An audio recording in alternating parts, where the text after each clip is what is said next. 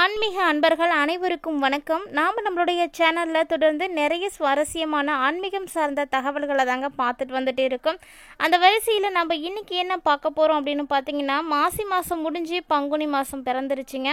இந்த பங்குனி மாதம் தமிழ் மாதத்தில் கடைசியாக வரக்கூடிய மாதம். கடைசியாக இந்த மாதம் வந்தாலுமே கூட ரொம்ப சிறப்பு வாய்ந்த ஒரு மாதம்னு தான் சொல்லணும்.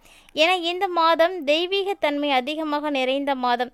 குறிப்பாக தமிழ் கடவுளாக காணப்படக்கூடிய முருகப்பெருமான வழிபாடு செய்வதற்கு உகந்த மாதமாக இந்த மாதம் சொல்லுவாங்க. இந்த மாதத்தில் வரக்கூடிய பங்குனி உத்திரம் அவ்வளவு விசேஷமானதுங்க. முருகன் கோவில்கள் எங்கெல்லாம் இருக்கும் அங்கெல்லாம் இந்த நாளில் மிகச் சிறப்பாக வழிபாடுகள் எல்லாம் செய்வாங்க. அந்த வரிசையில் தற்போது பிறந்திருக்கக்கூடிய பங்குனி மாதத்தில் என்ன மாதிரியான கிரக சூழ்நிலைகள்லாம் இருக்குது, அதன் அடிப்படையில் கன்னிராசி நேயர்களுக்கு கிடைக்கக்கூடிய பலன்கள் எப்படி இருக்க போகுது அப்படின்றத பற்றி எல்லாம் தெளிவாக இந்த பதிவில் நம்ம தெரிஞ்சுக்கலாம். வீடியோக்குள்ளே போகிறதுக்கு முன்னாடி நீங்கள் இன்னும் நம்ம சேனலை சப்ஸ்கிரைப் பண்ணாமல் இருந்தீங்க அப்படின்னா மறக்காமல் சேனலை சப்ஸ்கிரைப் பண்ணிக்கோங்க. கூடவே பக்கத்தில் இருக்கிற பெல் ஐக்கானையும் கிளிக் பண்ணிக்கோங்க. அப்போ தான் நாங்கள் போடக்கூடிய வீடியோக்கள் எதுவாக இருந்தாலுமே உடனுக்குடன் உங்களால் பார்த்து பயன்பெற முடியும். ஸோ வாங்க வீடியோக்குள்ளே போகலாம். நவ கிரகங்களுடைய தலைவன்னு சொல்லக்கூடியவர் சூரிய பகவான் தாங்க. இந்த சூரியன் ஒரு ராசியில் இருந்து இன்னொரு ராசிக்கு பயிற்சி ஆவதற்கு சுமார் 30 நாட்கள் எடுத்துக்கிறாங்க. ஒரு மாதத்துக்கு இடையிலேயே ஒவ்வொரு ராசியில் மாறக்கூடிய காலகட்டங்களை பொறுத்து தான் தமிழ் மாதமே கணக்கீடு செய்கிறாங்க. ஸோ அப்படி பார்த்தீங்கன்னா இது வரைக்கும் கும்பத்தில் பயணித்து வந்த சூரிய பகவான் தற்போது மீனத்தில் அடியெடுத்து வச்சிருக்காரு. ஸோ இப்படி சூரியன் மீன ராசியில் பயணிக்கக்கூடிய மாதத்தை தான் பங்குனி மாதம் அப்படின்னு நம்ம சொல்கிறோம். இந்த பங்குனி மாதம் ரொம்பவே விசேஷமானது அப்படின்னு ஏற்கனவே சொல்லியிருக்கோம்.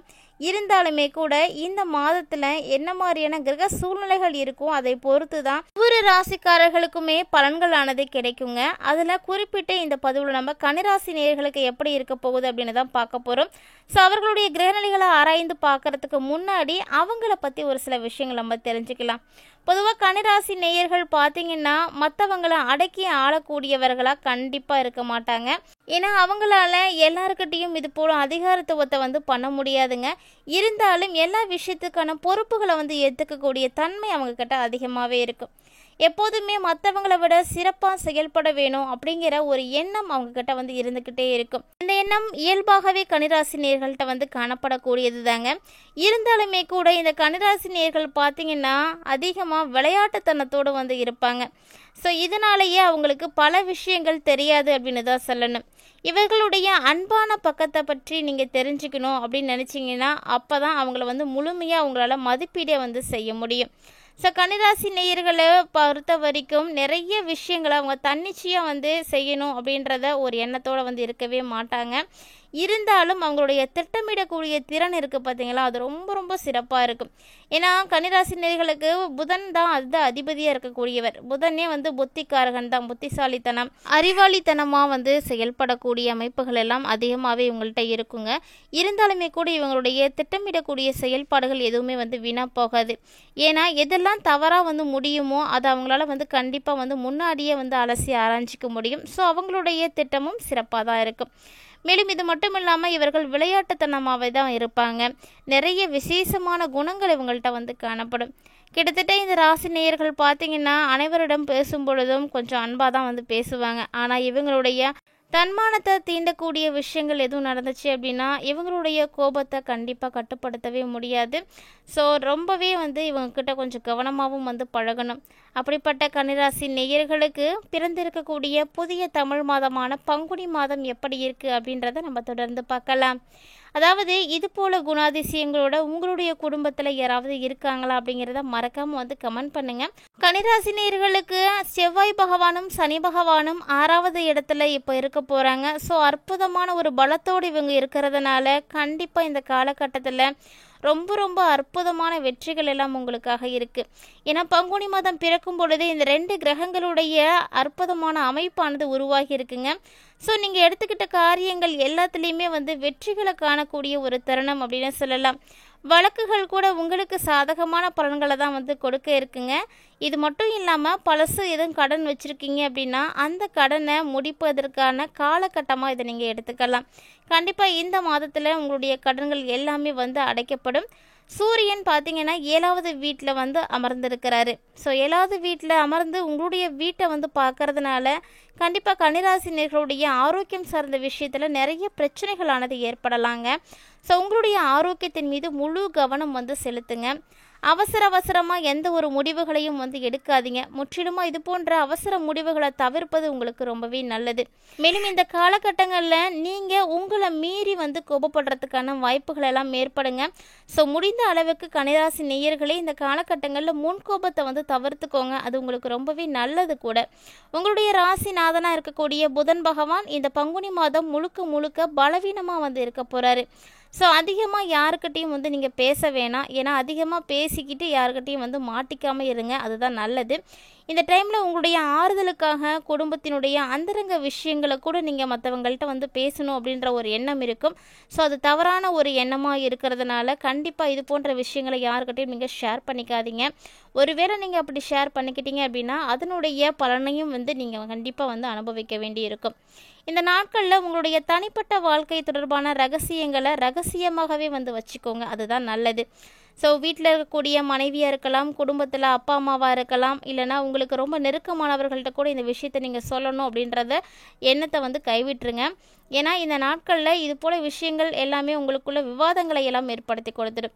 குறிப்பாக கணவன் மனைவிக்குள்ளே இது போல் ஏதாவது அந்தரங்க விஷயங்கள் வெளிவருது தெரிய வருது அப்படின்னா இந்த டைமில் விவாதங்கள் பிரிவுகள் வருவதற்கான வாய்ப்புகள் கூட அதிகமாகவே இருக்குங்க. ஸோ கன்னிராசி நேயர்கள் ரொம்பவே வந்து ஜாக்கிரதையாக தான் இருக்கணும். மேலும் சுக்கிரன் பார்த்தீங்கன்னா 6வது இடத்துல இந்த டைம் இருக்கிறாரு. அதனால் நீங்கள் கண்டிப்பாக எச்சரிக்கையாக தான் இருக்கணும். மார்ச் 31ஆம் தேதியிலிருந்து 6வது வீட்டை விட்டு 7வது வீட்டுக்கு சுக்கிரன் வந்து அமர்ந்திருக்கிறாருங்க. இதனால் ஒரு சில விஷயங்களில் உங்களுக்குள்ள அந்யோன்யம் அப்படிங்கிறது ஏற்பட ஆரம்பிக்கும். மேலும் உங்களுடைய குடும்பத்திற்கு தேவையான மகிழ்ச்சிகளானது இருக்கும். பிள்ளைகளால் நிச்சயமாக நீங்கள் நிம்மதியாக இருப்பீங்க. இதுவரைக்கும் உங்களுக்கு கையில் தொகை எதுவும் கிடைக்காம இருந்தாலுமே கூட இந்த வரக்கூடிய காலகட்டங்களில் பிள்ளைகள் மூலமாக நிச்சயமாக உங்களுக்கு எல்லாமே வந்து நல்லபடியாக நடக்கும். எதிர்பார்த்த தொகை உங்கள் கைக்கு வந்து சேர்றதுக்கும் நிறைய வாய்ப்புகள் இருக்குது. கூடவே பார்த்தீங்கன்னா விலை உயர்ந்த தங்க நகைகளை வாங்கிறதுக்கான அமைப்புகள் எல்லாம் இருக்குது. சிறுக சேமித்த பணத்தை வச்சு உங்களுடைய இஷ்டமானவர்களுக்கு நீங்கள் இதை வாங்கி கொடுக்கலாம்.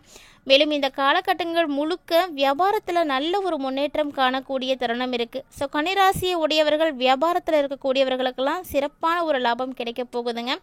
அமோகமாக உங்களுக்கு விற்பனை நடக்கும். ஸோ இதனால் நீங்கள் விற்பனையின் மூலமாகவே மிக உயர்ந்த நிலையை அடைய போகிறீங்க. உத்தியோகத்தில் மறுக்கப்பட்ட சலுகைகள் இப்போ எல்லாம் உங்களுக்கு வந்து கிடைக்க ஆரம்பிச்சிடும். ஸோ வேலைக்கு போகக்கூடியவங்க தைரியமாக வேலைக்கு போகலாம். உங்களுக்கு என்னெல்லாம் கிடைக்கல அப்படின்னு நீங்கள் ஃபீல் பண்ணீங்களோ அதெல்லாம் இப்போ கிடைக்கிறதுக்கு வாய்ப்பு இருக்குங்க. கூடவே சக ஊழியர்களுடைய ஆதரவும் இந்த டைமில் உங்களுக்கு இருக்குது. ஸோ பொருளாதாரத்தில் நிச்சயமாக நல்ல முன்னேற்றம் தான் கன்னிராசி நேயர்களுக்கு வந்து இருக்க போகுது. அதனால் பொருளாதாரம் சார்ந்த விஷயங்களில் நீங்கள் எதுக்காகவும் பயப்பட தேவையில்லை. இந்த மாதம் முழுக்க நீங்கள் தொட்ட காரியங்கள் அனைத்துமே வந்து வெற்றி பெற போகுதுங்க. ஸோ தொடர்ந்து ஆஞ்சநேயரை நீங்கள் வழிபாடு செய்துட்டு வந்தீங்க அப்படின்னா நிறைய விஷயங்கள் உங்களுக்கு சிறப்பாக இருக்கும். இந்த மாதம் கன்னிராசி நேயர்களை பொறுத்த வரைக்குமே உங்களுடைய முடிவெடுக்கக்கூடிய திறனானது ரொம்பவே சிறப்பாக இருக்கும். அப்படிங்கிறதுனால கண்டிப்பாக அதனால் எல்லா பிரச்சனைகளையும் உங்களால் சமாளிக்க முடியுங்க. மேலும் புதுசாக வேலை எதுவும் நீங்கள் தொடங்கணும் அப்படின்னு நினச்சிங்கன்னா கூட தாராளமாக அந்த டைமில் வந்து தொடங்கலாம். ஏன்னா அதில் உங்களுக்கு வெற்றிகள் உறுதியாக வந்து கிடைக்கும்.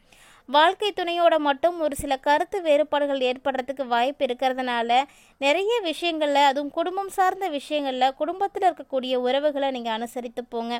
இல்லைனா தேவையில்லாமல் மனஸ்தாபங்களானது உருவாக ஆரம்பிச்சிடும். இந்த மனஸ்தாபங்கள் அப்படிங்கிறது உருவாகும் பொழுது பெரிய அளவில் இருக்காமல் நீங்கள் வந்து பார்த்துக்கணும். ஏன்னா அதுதான் உங்களுக்கு பிரிவுகளை வந்து ஏற்படுத்தி கொடுத்துடும். ஸோ அந்த டைமில் அந்த விஷயங்களெல்லாம் கொஞ்சம் நீங்கள் கவனிச்சுக்கோங்க. அதே போல் வேலையில் நிறைய தடைகளை வந்து எதிர்கொள்ள வேண்டி இருக்கும். தடைகளை தாண்டி வெற்றி பெறுவதற்கு கண்டிப்பாக கன்னிராசி நேயர்கள் இந்த டைமில் போராடித்தாங்க ஆகணும். இருப்பினும் கூட இந்த காலகட்டங்கள் உங்களுக்கு நிறைய விஷயங்கள்லாம் அற்புதமாக தான் அமைஞ்சிருக்கு. இருந்தாலும் உங்களுக்கு எல்லா விஷயங்களும் சிறப்பாக இருக்க திருநங்கைகள் பார்த்தீங்கன்னா அவங்களுக்கு ஏதாவது உதவிகள் வந்து செய்யுங்க. ஒருவேளை உங்களுக்கு அவங்களெல்லாம் பார்க்குறதுக்கான சான்ஸ்லாம் இல்லை அப்படின்னா அருகில் இருக்கக்கூடியவர்களாக இருக்கலாம், இல்லைனா ஏழை எளியவர்களாக இருக்கலாம். யாருக்காவது அன்னாச்சி பழம், மாதுளம் பழம் இது போன்ற பல வகைகளை வாங்கி நீங்கள் தானமாக வந்து கொடுங்க. அமோகமான நல்ல பலன்கள் உங்களுக்கு வந்து கிடைக்குங்க. இந்த பதிவில் நிறைய இன்ட்ரெஸ்டிங்கான விஷயங்களை எல்லாம் கன்னிராசி நேயர்களாகிய நீங்கள் தெளிவாக பார்த்து தெரிஞ்சிட்ருப்பீங்கன்னு நினைக்கிறேன். ஒருவேளை இந்த வீடியோவில் இருக்கக்கூடிய தகவல்கள் அனைத்தும் உங்களுக்கு வந்து பிடிச்சிருக்கு அப்படின்னா மறக்காமல் வீடியோக்கு ஒரு லைக் பண்ணிக்கோங்க. உங்கள் ஃப்ரெண்ட்ஸ் அண்ட் ஃபேமிலியில் யாருக்கெல்லாம் கன்னிராசியானது இருக்கோ அவங்களுக்கு இந்த பதிவை ஷேர் பண்ணிவிடுங்க. அவர்களும் பார்த்து பயன்பெறுவதற்கு ரொம்பவே உதவியாக இருக்கும். இது போல் ஆன்மீக ரீதியாக செய்யக்கூடிய எளிமையான பரிகாரங்களை தெரிஞ்சுக்கிறதுக்காக சேனலோட எப்போதும் இணைந்திருங்க.